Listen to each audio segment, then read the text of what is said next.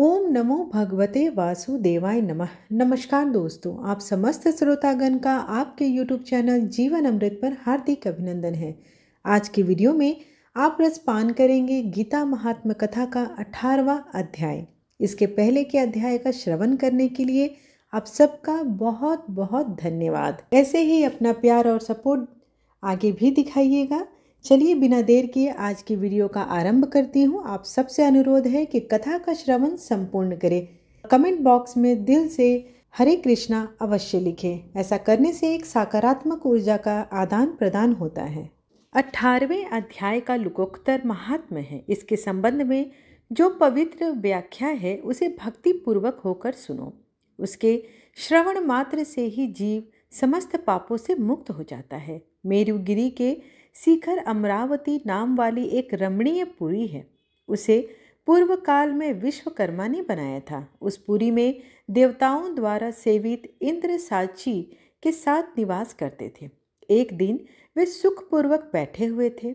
इतने ही में उन्होंने देखा कि भगवान विष्णु के दूतों से सेवित एक अन्य पुरुष वहां आ रहा है। इंद्र उस नवागत पुरुष के तेज से तिरस्कृत होकर तुरंत ही अपने मणिमय सिंहासन से मंडप में गिर पड़े। तब इंद्र के सेवकों ने देवलोक के साम्राज्य का मुकुट इस नूतन इंद्र के मस्तक पर रख दिया।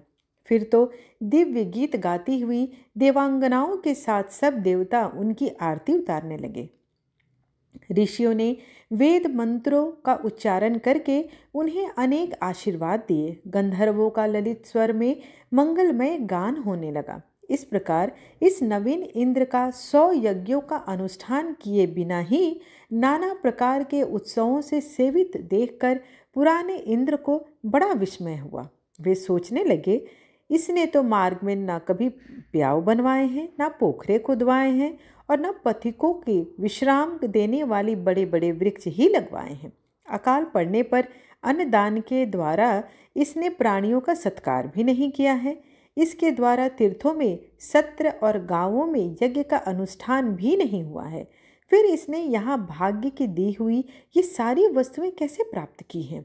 इस चिंता से व्याकुल होकर इंद्र भगवान विष्णु से पूछने के लिए प्रेम पूर्वक क्षीर सागर के तट पर गए और वहां अकस्मात अपने साम्राज्य से भ्रष्ट होने का दुख निवेदन करते हुए बोले, लक्ष्मीकांत, मैंने पूर्व काल में आपकी प्रसन्नता के लिए 100 यज्ञों का अनुष्ठान किया था।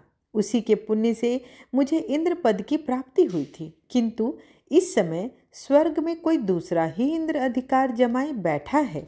उसने तो न कभी धर्म का अनुष्ठान किया है और न यज्ञों का। फिर उसने मेरे दिव्य सिंहासन पर कैसे अधिकार जमाया है? श्री भगवान बोले, इंद्र, वह गीता के 18वें अध्याय में से 5 श्लोकों का प्रतिदिन पाठ करता है। उसी के पुण्य से उसने तुम्हारे उत्तम साम्राज्य को प्राप्त कर लिया है। गीता के 18वें अध्याय का पाठ सब पुण्यों को शिरोमणि है। उसी का आश्रय लेकर तुम भी पद पर स्थिर हो सकते हो।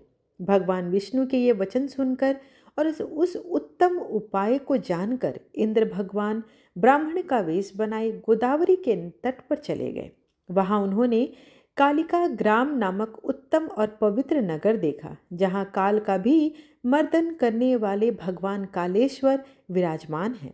वहीं गोदावरी तट पर एक परम धर्मात्मा ब्राह्मण बैठे थे, जो बड़े ही दयालु और वेदों के पारंगत विद्वान थे। वे अपने मन को वश में करके प्रतिदिन गीता के 18वें अध्याय का स्वाध्याय किया करते थे। उन्हें देखकर इंद्र ने बड़ी प्रसन्नता के साथ उनके दोनों चरणों में मस्तक झुकाया और उन्हीं 18वें अध्याय को पढ़ा। फिर उसी के पुण्य से उन्होंने श्री विष्णु का सायुज्य प्राप्त कर लिया। इंद्र आदि देवताओं का पद बहुत ही छोटा है, यह जानकर वे परम हर्ष के साथ उत्तम वैकुंठ धाम को गए। अतः यह अध्याय मुनियों के लिए श्रेष्ठ परम तत्व है। पार्वती, 18वें अध्याय के इस दिव्य महात्म्य का वर्णन समाप्त हुआ। इसके श्रवण मात्र से मनुष्य सब पापों से छूटकर वैकुंठ धाम को जाता है। इस प्रकार संपूर्ण गीता का पाप नाशक महात्म्य बतलाया गया। महाभागे जो पुरुष श्रद्धा युक्त होकर इसका श्रवण करता है वह समस्त यज्ञों का फल पाकर अंत में श्री हरि विष्णु का सायुज्य प्राप्त कर लेता है। वैसे तो पूरी गीता ही ज्ञान का यह स्तोत्र है, लेकिन कुछ लोग अपनी ज़रूरत के अनुसार इसके अलग अलग अध्याय को पढ़ते हैं। कई लोग इसके किसी खास अध्याय को पढ़ने की सलाह देते हैं।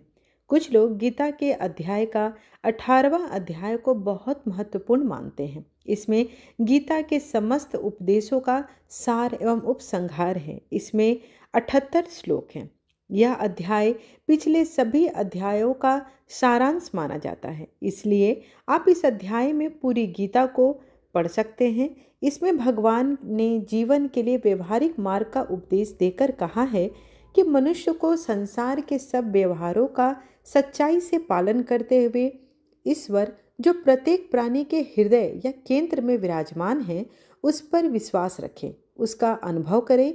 वही जीव की सत्ता है, वही चेतना है और वही आनंद का स्तोत्र है। वो कहते हैं कि मनुष्य का बहुत सोच विचार कर चलना आवश्यक होता है, जिससे वह अपनी बुद्धि और वृत्ति को बुराई से बचा सके।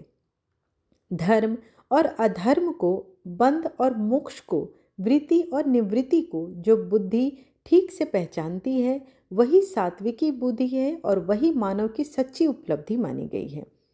ऐसा कहा जाता है कि मुक्ति के लिए गीता जी का 16वां और 18वां अध्याय सुनाने से या पढ़ने से अथवा सुनने से इस अध्याय में भगवान कृष्ण ने अर्जुन को मोक्ष प्राप्त करने के मार्ग के बारे में जो बतलाया है उसका श्रवण करने से, तथा कोई व्यक्ति अगर मर रहा है तो उस समय 8वां अध्याय सुनाना चाहिए, क्योंकि इसमें आत्मा को सद्गति कैसे मिलेगी इसके बारे में बताया गया है।